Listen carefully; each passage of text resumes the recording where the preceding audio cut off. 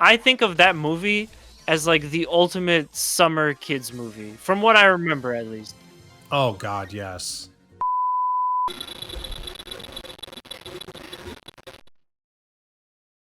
It's your boys. I'm Mash, I'm Zero. and we are the two stupid gamers. Playing more Digimon Cyber Sleuth Hacker's Memory. This is episode 21.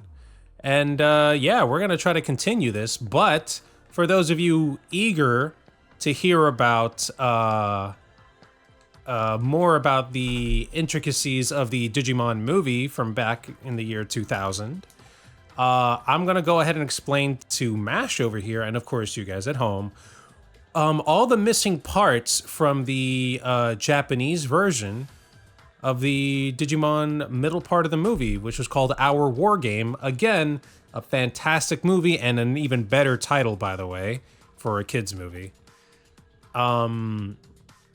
So, Mash, because you recently watched it, why don't you tell everybody a brief synopsis of the movie to your best recollection? So this will be movie 2, Yes. part 2. Okay, well, it's again. I felt like the tone of the first 2 parts was a lot more silly and more fitting of like a movie for kids, because one of the plot points in the beginning is that Tai, some girl, I don't remember her name, is really upset with Tai. Sora. Sora. There we go. Sora is really upset with Tai. And it fits really well because they play the Bare Naked Ladies 1 week. Yeah. In it. It was just it was perfect. So it kind of, one of the plot points revolves around that. That's kind of how the movie opens up. And then it's like all the DigiKids are like split up. So they're not in the same area. It just so happens that Izzy and Tai are like kind of close to each other. Matt and his brother TK are like they're in the visiting country. family. Yeah. Like in the countryside, like in the hills, in the less not they're not in the city. They're way out there. Like we're from NYC, guys. So imagine going from NYC over to, I don't know, Pennsylvania or freaking Colorado or whatever. Like that far. If that makes any sense. Right, you are, Zero. Yeah. Well, it's just also funny that you mentioned Colorado because, Colorado in part 3, but It's the reason why I mentioned it. yeah, so at some point Tai and Izzy, they become privy to the fact that there's like something wrong. Oh, there's a lot of really good jokes about how Tai's mom is a horrible cook. But I love those. yeah. I love them. Me too. At some point, Tai and Izzy become privy to the fact that something's going on. And there's kind of like a Digimon that's spreading sort of like a virus, and it's potentially going to launch nukes. So it's up to Izzy and Tai to kind of get in touch with whichever DigiKids they can, so that they can all like work together. I think it just ends up really being Tai, Izzy, Matt, and TK that end up having this like big battle in cyberspace with this virus Digimon, and essentially save the world, if you think about it. So yeah, and then at the end Sora and Tai kind of sort of make up a little bit. It was fun. Part 2 was great. I loved part 2. Part 2, again, if I get you, your girlfriend, me, and my brother in a room together and we talk about that movie, my brother is an even bigger sucker for good stories than I am. He's the one who actually, got me to start watching Digimon, because I was one of the kids that said, nah, it's a Pokemon ripoff. And he said, no. It's actually better, especially when it comes to story. And I was just like, you're lying. It can't be. I was wrong. So, the second part of the movie, again, he loves it. And till this day, he doesn't shut up about it either. But in the original Japanese, we didn't miss much. Like, any parts that were cut out were just not needed, because again, they were trying to fill like an hour and a half for, a regular movie in the States. So the parts that we missed were very, very inoffensive. So in part 2 of the Digimon movie, you have Tai having an argument with Sora, one of the other Digi kids, and you know, basically, sort of people like if they were two separate people in real life, let's say me and Mash over here knew these two people, we would probably get the impression like, yeah, they're probably going out in secret, you know, they're kind of like that, they're kind of close like that. So, you know, that's kind of the idea that everybody has about them, like they're really close. And Tai, in both versions, by the way, gives Sora a hairpin. And Sora gets upset because she thinks like, oh, Tai doesn't like the way my hair looks. Oh, yeah. You're right. And Tai inadvertently ends up upsetting her more by saying, but you're always wearing a hat, though. Who could tell? And that just starts this whole dumb argument. So in the beginning parts of, you know, the second part of the movie, you see Tai trying to send her an email, like a sorry letter, and he's not able to send it because the virus Digimon is messing everything up. Meanwhile, you know, grocery stores can't tell how much things cost. Traffic lights are going haywire. People can't call each other. People can't connect to the net, do any business. Stock market starts to crash because nobody can trade their stocks. Like, it was an actual problem. Are there cryptos? Yeah, exactly. Like, it was an actual problem in the movie, and even as an adult today, you can see it's even worse now. If something like that were to happen now, the world shuts down. Let's be 100% honest. The world shuts down. So if it was bad back then, it'd be worse now. So the story holds up, like it's actually really bad, you know, and all of this is going on at the same time. The kids trying to get together to fight this thing, but also trying to think like, oh man, why does she hate me? I don't get why she hates me. Even to the point where Izzy, the smart kid, is like, were you like a jerk to her? Like, you really upset her, didn't you? And the mother's just in the background making a cake because Sai's like, oh, my sister's going to a birthday. Like, it's a mess, but it's a beautiful mess because it all falls, you know, together in the right places by the time the movie ends. So that's just so, like, you know, you can all get like a good idea as to why everything was so nuts. So where was I going with this? So the parts that we ended up missing was Matt and TK trying to find a computer, which they weren't able to necessarily locate one right away because of their grandma or because of a family member. In the original Japanese, they hitched a ride with the rando that lived close to their grandma's house because they're like, hey, Mr. and Miss, do you guys have a computer? And the miss is like, you know, the woman is like, no, get out of here. What do you kids want? And the husband's like, oh, but don't be so mean to the kids. They're just looking for something. Like, can't we help them out? So there's an argument going on there in the original Japanese. And I'm just like, oh, they must feel horrible. So in the end, the guy ends up taking them on a moped to like 3 different places to ask randos in different houses, do you have a computer? Do you have a computer? Do you have a computer? And it just so happens that they find a barbershop with a computer. Meanwhile, in the English version, it was very sped up. It was just more like, oh, hey, our uncle has a moped. Can he take us somewhere? And the uncle just so happens to know where it is. You know, the one spot that has a computer, which was a barbershop. That's what we got in the English. Cut for time. It was cut for time, and it was, in all honesty, inoffensive. It's like, sure, it was a little bit funny to see the couple argue with each other, and them going back and forth in the moped trying to find a spot. So I found that pretty interesting. And what else?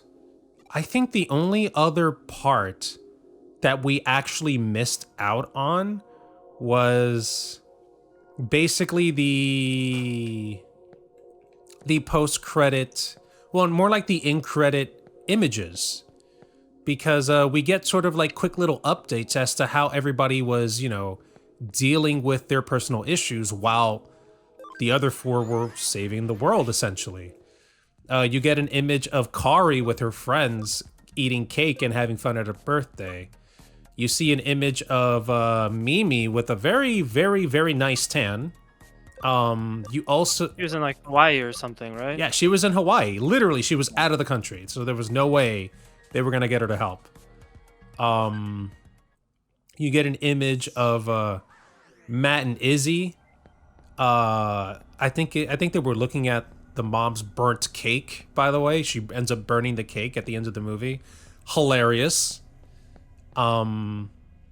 You also get to see an image of Joe practically falling asleep at the desk after taking his test.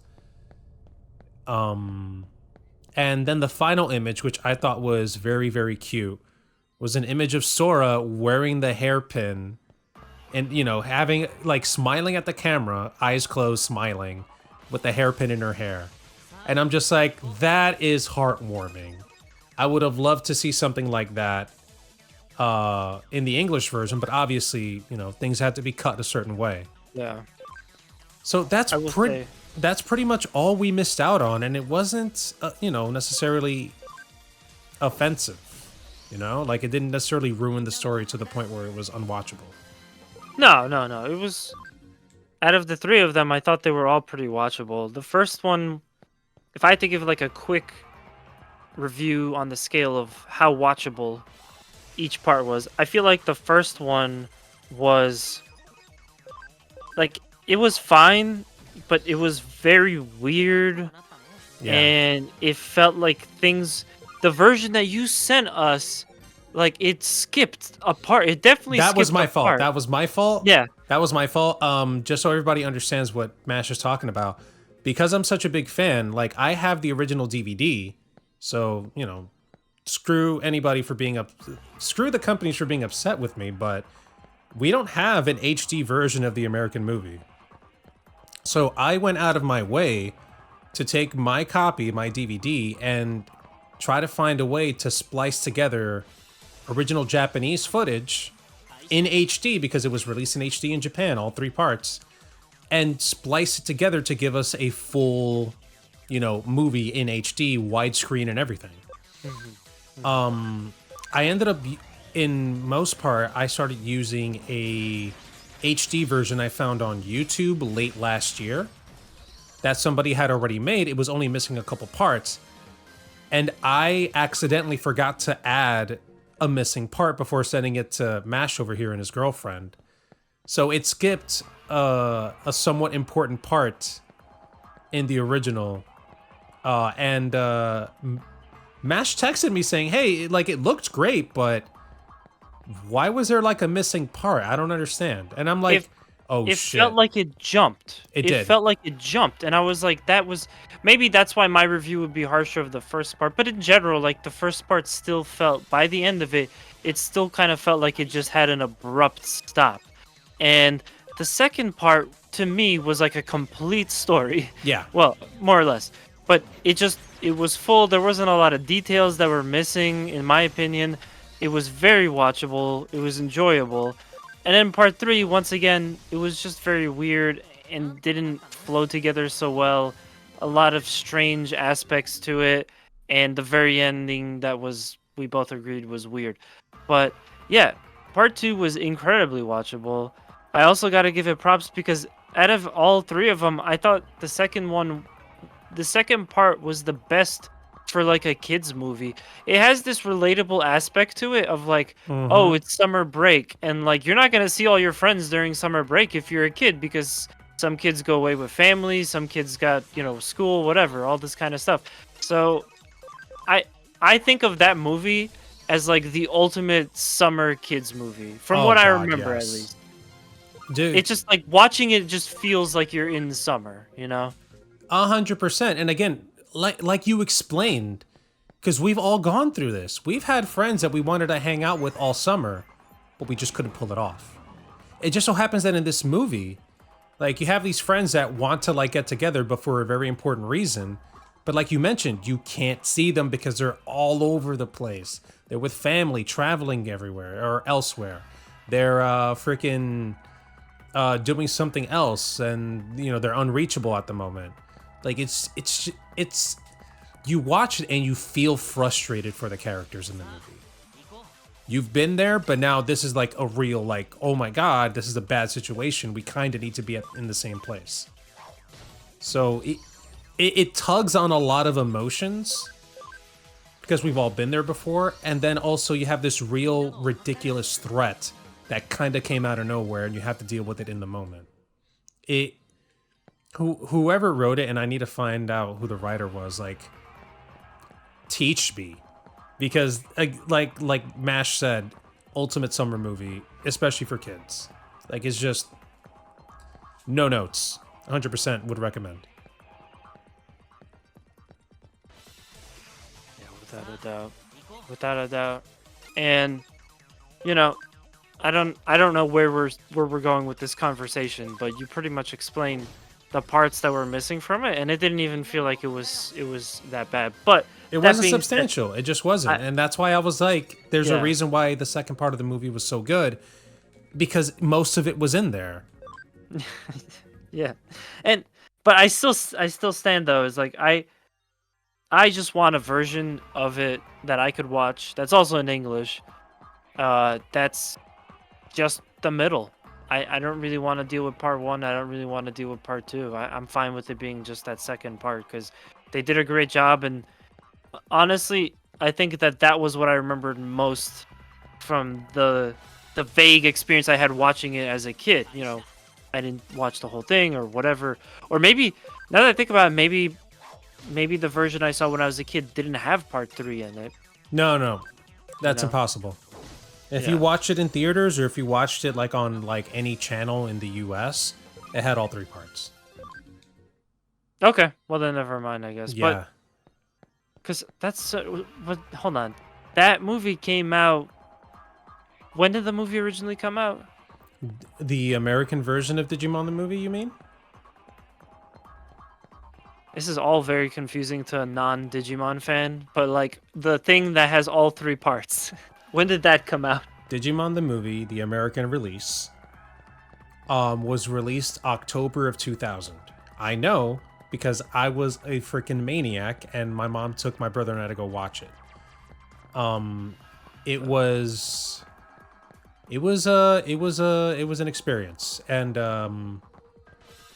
yeah. By the time we got it, all 3 of those movies had already aired in Japan. Yeah. And again, they don't exist on their own as English dubs, at least not English, American English dubs. They do exist as English dubs with Southeast Asian dubbing. In my opinion, not the best dubbing out there, but there is a way to watch our war game, the part of the movie you liked, with English dubbing. And again, I'm gonna bring it to you guys because I do have it, and it's in HD, so you guys can see what I mean. You know, when it comes to like, you know, the missing parts that we didn't get. So it will be different voice actors, and it's going to sound a little weird, and it's not gonna have the awesome Bare Naked Ladies song. It's not gonna have All Star in it. It's not gonna have All My Best Friends Are Metalheads. Because it sticks very, very true to the Japanese original. Oh man, that almost makes me want. Can't you just dub it in, like, edit it in over somehow? I mean, just take out all of the audio and just replace it with the song. Turn it into like a music video. But no, I feel you. I mean, again, I enjoyed the crap out of part 2. The others not so much, and just the whole experience overall made me kind of think about how there's like a lot of really cool anime movies out there. I know obviously Digimon has quite a few of them, but like outside of Digimon, what are like some of your other favorite anime movies if you have any? As much of a movie guy as I am, I haven't really watched too many anime movies, but I will give a handful. So of course, Pokemon the movie and Pokemon the first movie and Pokemon the movie 2000. Pokemon's not an anime. Pokemon is a cartoon. Shut the I'm kidding. fuck up. I'm kidding. So those were good. I didn't watch Pokemon the movie 3. I think that was a straight to DVD thing anyway. What else did I watch? Summer Wars, written and directed by the same person who made our war game, the part 2 of the movie that you liked for Digimon. So there's a lot of similarities to it. Summer Wars is a really good one. Oh, Howl's Moving Castle. It's a Studio Ghibli movie. Fantastic movie. Kiki's Delivery Service, another really, really good one. It does get a little bit weird towards the end because out of nowhere, like the cat stops talking back to her, and I'm just like, wait, what? So that was a little annoying. Other than that, the movie was fantastic. I know I watched more, but I can't bring them up in my head right now. Do you have any? I have tons. I grew up like a lot of people probably watching this. I grew up with something a little bitty programming block called Toonami. Hell yeah. And Toonami had just like the sickest promos. It had a fantastic narrator voiced by none other than Steve Bloom. That's right. And they had tons of great anime shows. In addition, they would premiere, sometimes I'm sure for the first time in America in dubbed, but they would premiere a lot of anime movies for the series that they aired. And I thought that was always pretty cool because, you know, we got used to watching 7,000 episodes of Dragon Ball Z and Gundam and stuff like that. And it was like, okay, well, you've seen the TV show version of it, but now watch it as a movie. And I liked it. I liked it a lot. The world's strongest, I think that one was really good. The tree, the one about the tree. Oh, the Dragon Ball Z Tree of Might. I saw that on Toonami as well, actually. I love the tree of. I mean, I think one of the most recognizable things that happened in Dragon Ball is the Spirit Bomb. Like a lot of people reference the Spirit Bomb. You know, that's where that came from, if I remember correctly. I don't know if I 100% on that, but yeah, it was a big part of it. Keep talking. I'm gonna double check something. Yeah, the tree of. Pretty much like any of the Dragon Ball Z movies, when it was Z, were great. I think I saw at least 3 or 4 of them. So the one about the tree, the world's strongest. I believe there's also the movie about Goku's dad, which that one was really good. Legend of Bardock, I believe it was. Yeah. Talking about Dragon Ball movies, I watched a bunch of those things thanks to Toonami, of course, but also a more recent one. I watched Dragon Ball Super Broly. Like I watched that movie and I have it on Blu-ray because it was so good. Really? Yeah, I thought that was really good. Is that the really big guy with the green hair? Yes, but they basically rewrote it because the original Broly movie, sure, it's not bad, but the original, I don't know if you've watched it, and I need to have you and your girlfriend watch the Team 4-Star redub of it, the abridged version, because they pretty much hit it out of the park. The original basically just had Broly, the legendary Super Saiyan, get upset because when Goku was a kid, you know, a baby, he cried a lot. That's it. Like, he becomes a legendary Super Saiyan and gets super upset because he kept hearing Kakarot, and he was constantly reminded of how Kakarot cried a lot. Well, and annoyed him. When I saw the Bardock one, it was kind of like, that's one of the first times I started to realize that, like, the animation style is, or the character design, super samey. I mean, yeah. Bardock is literally just Goku with a different scar. outfit. Yeah, and a scar, yeah. And, you know, speaking of Brawly, I'm glad that you mentioned it. I had no idea that originally came out in 1993. You know, like it was an old movie, and I guess you're saying that so it was redone in you know, with the Super Dragon Ball. It was basically rewritten by the actual writer of Dragon Ball to make it make more sense to him. Akira Toriyama basically rewrote it and just made it make more sense. And this actual movie is canon to the actual show now, whereas the original Broly just kind of wasn't. Okay. Well, that's good to know, too. Dragon Ball Z is a treasure trove of anime movies, because they had a lot of them, and there were a lot of really good ones. But that wasn't the only series I enjoyed. I was big into Gundam. Like I've seen I would say up until about like 2015, 2016, somewhere around there, I probably saw about like half of the series at least. There's a lot of Gundam. There's a lot of different Gundam series. But I saw many of them back then. I'm of course not caught up with all the new ones like Iron-Blooded Orphans and Thunderbolt and Unicorn was really new, and I didn't get into that one. So I know that there's a bunch of new stuff, but my favorite Gundam series, there's a lot of good ones, but my favorite Gundam series is Gundam Wing. It continues to be my favorite, despite I rewatched it recently, and it just wasn't quite like it didn't hold up very well. Still love it. I'm not gonna deny the nostalgia glasses on that one, but that series had an anime OVA. But to me, when I saw it on Toonami, it was just a movie, And I bought the DVD, and I'm like, this is just a movie. I'm watching a movie based on Gundam Wing. This is great. I didn't really know the difference. Like, oh, there's some things called OVAs, but it's called Endless Waltz. It takes place shortly after the conclusion, which kind of like fucks up the story a little bit when you think about it, because the whole series, which is 50 episodes, was leading up to this conclusion, which the series Gundam Wing that was televised leads up to, and this is a spoiler, so be forewarned, it leads up to peace. Like, the whole series is fighting, and at the end there's kind of like peace, because, and there's another spoiler, they destroy the original Gundams. Wow. And they were like, that's it. There's not going to be any more war. We've solved war. And it was like, okay, it's a really silly thing to say, given the world that we live in, and we know how reality works. But it was nice. It was a nice ending for this show. Well, the movie comes along and says, oh, but now there's war again. There was peace, but war broke out like a year later. It's like, oh, come on. But yeah, war breaks out, and it's centered around like the Christmas kind of New Year's time of the year. It's winter. They have new Gundam suits. The animation is like really nice and crisp. It's good. Like, I really liked Endless Waltz, and a lot of people did too. But so that was probably my favorite anime movie of all time.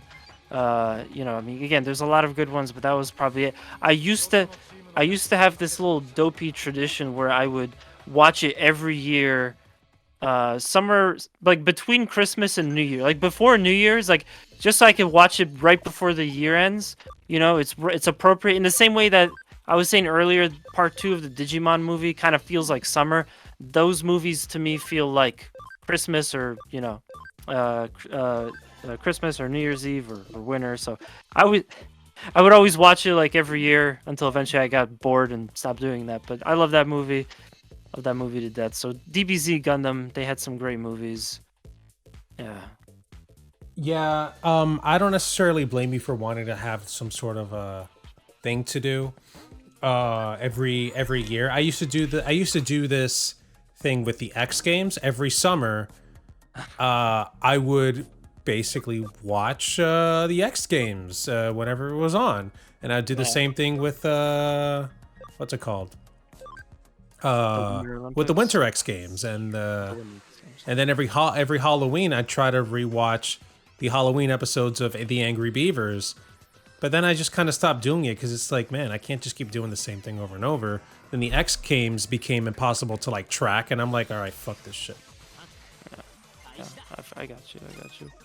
Alrighty, and unfortunately, as much as we want to continue this, everyone, we're gonna have to stop because we have reached the end of the episode once again.